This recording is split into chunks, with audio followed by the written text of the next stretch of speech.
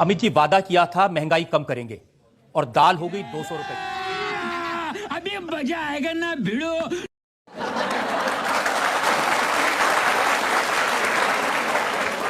और दिग्विजय सिंह ये कह रहे हैं कि मोदी जी ने कहा था ना खाऊंगा ना खाने दूंगा, वो दाल के बारे में कहा था। रजत जी, महंगाई के आंकड़े अगर आपका कोई स्टडी ग्रुप है तो इसके पास रिसर्च करा लीजिए। यूपीए सरकार से महंगाई के आंकड़े हमारे बहुत नीचे चले गए हैं। अरे झूठ बोल रहा है। खुदरा महंगाई जो 7.7% रहती, वो अभी अभी हाईएस्ट 4.1% पर आई है, क्योंकि देश के काफ़ी बड़े हिस्से में सूखे की संभावना है। दलहनों का बुआई होने के बाद जो क्रॉप आएगा उसका अंदाज थोड़ा कम बना है, मगर सरकार ने वित्त मंत्री की अध्यक्षता में उसका मीटिंग भी कर लिया है और एक महीने के कारण पूरी सरकार के 5 साल के काम का आकलन नहीं करना चाहिए। मुझे निश्चित भरोसा है कि भारतीय जनता पार्टी की सरकार महंगाई को काबू करेगी। एक ऐसा समय आया है कि अभी 200 रुपया दाल है, इससे कोई इनकार नहीं है और वो चिंता का ही विषय है, गंभीर चिंता का विषय है। मगर सरकार भी चिंतित है और एक्शन भी ले रहे हैं। अरुण जेटली जी ने की अध्यक्षता में पूरी मीटिंग हुई थी, उसमें तय हुआ है कि सब दलहनों का बहुत बड़ी मात्रा में इंपोर्ट कर दिया जाएगा और प्राइस स्टेबलाइजेशन फंड के माध्यम से जो भी इंपोर्ट होगा उसको मार्केट में डालकर भाव को काबू में लेने की प्रक्रिया की। ये बड़ी अच्छी बात कही है। लेकिन ब्लैक मनी, कांग्रेस बार बार ये सवाल पूछ रही है कि आपने तो वादा किया था कि काला धन वापस लाएंगे, उसके लिए कानून भी बनाया, लेकिन आए करीब 6,500 करोड़ रुपए। अब मेरे बात को इंटरप्शन करे बगैर ध्यान से सुनेगा, क्योंकि बहुत महत्वपूर्ण सवाल आपने पूछा है और जनता ने जवाब ठीक से सुनना भी चाहिए, इसलिए ध्यान से सुनिएगा। भारतीय जनता पार्टी की सरकार बनने के बाद, नरेंद्र भाई मोदी के प्रधानमंत्री बनने के बाद, देश की पहली कैबिनेट का पहला प्रस्ताव था कि ब्लैक मनी के खिलाफ एसआईटी बनाई जाएगी। एसआईटी बनाने का ऑर्डर 17 महीने से देश के सर्वोच्च अदालत ने दिया था, मगर कांग्रेस एसआईटी नहीं बनाती थी क्योंकि उनको कुछ छुपाना होगा। खत्म,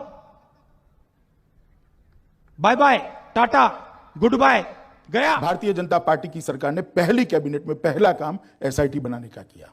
उसके बाद में उसके 42 दिन के अंदर ही दुनिया भर से जितनी सूचनाएं प्राप्त थी काले धन के लिए, अमाउंट के लिए, अकाउंट नंबर के लिए और किस व्यक्ति का अकाउंट है उसके लिए, जितनी भी सूचनाएं प्राप्त थी सारी की सारी वो एसआईटी को उपलब्ध करा दी गई, जिसका निगरानी 2 सुप्रीम कोर्ट के रिटायर्ड जज कर रहे हैं और देश की सर्वोच्च संस्थाएं करती, मतलब सीबीआई, ईडी सारी संस्थाएं करती और 2 जज उसकी निगरानी, उसको दे दिया गया।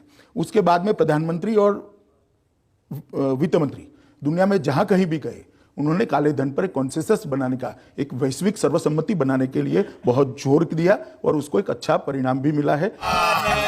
का कानून को लागू कर दिया है और उसके बाद में इसी बजट सत्र के अंदर, इस साल के बजट सत्र के अंदर वित्त मंत्री पहली बार आजादी के इतिहास में किसी वित्तीय अनियमितता के लिए सजा देने का प्रावधान लेकर आए हैं, जो काले धन के लिए।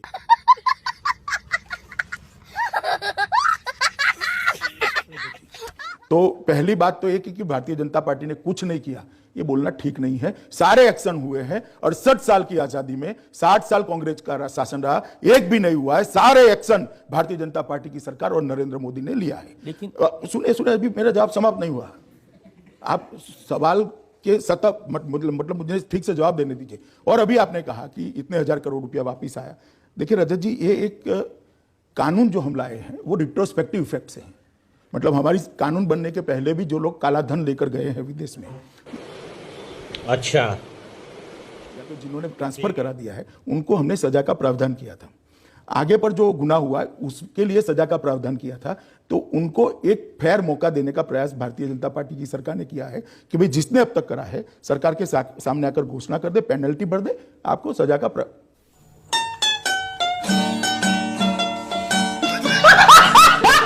सामना नहीं करना पड़ेगा। एक फेयर मौका दिया था। अब जिसका काला धन है उसको तय करना है कि धन लेकर वापस आना है या सजा को फेस करना है। तो ये प्रक्रिया अब समाप्त हुई, आगे देखिए क्या होता है। और 60 साल के काले धन का हिसाब आप 60 महीने भी नहीं देंगे और हिसाब लेने लगेंगे रजत जी, ये फेयर नहीं है। इंटेंशन क्या है सरकार का?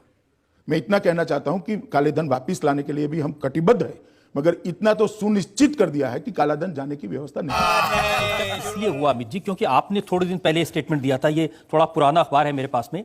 भारतीय जनता पार्टी के अध्यक्ष अमित शाह ने कहा, विदेशों में जमा काला धन हर व्यक्ति के खाते में 15-15 लाख रुपए लाने की बात विपक्षी दलों को एक राजनीतिक जुमला है।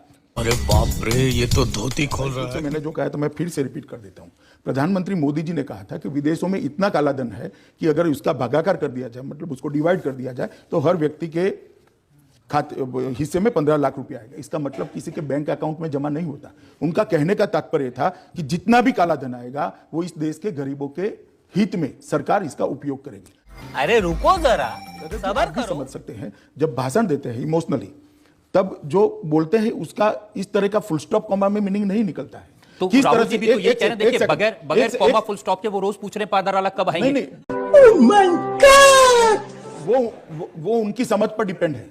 मैं इतना कहना चाहता हूं कि सरकार के खजाने से 15 लाख रुपया किसी के अकाउंट में किस तरह से जा सकता है। सरकार ने यह कहा था और आज भी कमिटमेंट है, इसमें कोई वादा खिलाफी नहीं है, जितना भी काला धन वापिस आएगा वो इस देश के गरीबों के हित के लिए योजनाएं बनाकर उसका खर्च करेगा। लेकिन मैं आपको ये बता दूं कि लोगों के मन में ये इंप्रेशन क्रिएट किया है, कांग्रेस ने भी किया है, नीतीश कुमार ने भी किया, लालू जी ने भी किया है कि इन्होंने वादा किया था आपके 15-15 लाख रुपए अकाउंट में आएंगे और पैसा आया नहीं। वो रोज ये बात बोलते हैं। नहीं, वो ठीक है, आज क्लियर हो जाएगा आपके माध्यम से। और आपने किसानों से वादा किया था कि अच्छे दिन आएंगे, अरे रुको जरा, सबर करो। लेकिन आत्महत्या के नंबर बढ़ता जा रहा है, किसान सुसाइड कमिट कर रहे हैं। नंबर बढ़ा नहीं है, नंबर में 20% की कटौती हुई। दूसरी बात, जहां तक किसानों का सवाल है, भारतीय जनता पार्टी की सरकार ने आने के बाद सबसे बड़ा समस्या आकाश के आधार पर खेती करने वाले किसानों की होती थी। जो कुदरती आपदा जब आती थी तब कहीं के नहीं रहते थे। भारतीय जनता पार्टी की सरकार ने जो आकाश से खेती करने वाले किसान थे, मतलब बाढ़ आ गई या सूखा पड़ गया या उनकी फसल बह गई, तो उसको 1 हेक्टेयर तक ही मुआवजा मिलता था, उसको उन्होंने 2 हेक्टेयर कर दिया, मतलब 100% का वृद्धि किया। दूसरा, पहले 50% का नुकसान किसान का होता है तो ही उसको मुआवजा दिया जा सकता था, उसको घटाकर हमने 33% कर दिया, मतलब 42% किसान बढ़ गए मुआवजा लेने वाले। और मुआवजे की राशि के अंदर एक ही वक्त में 50% का वृद्धि किया है। मैं मानता हूं रजत जी, इससे बड़ा किसानों के लिए कोई अच्छी बात देश के किसानों के लिए नहीं हो सकती। दूसरा, सारे किसान जो खेती करते हैं उनको कोई वैज्ञानिक मार्गदर्शन उपलब्ध नहीं था।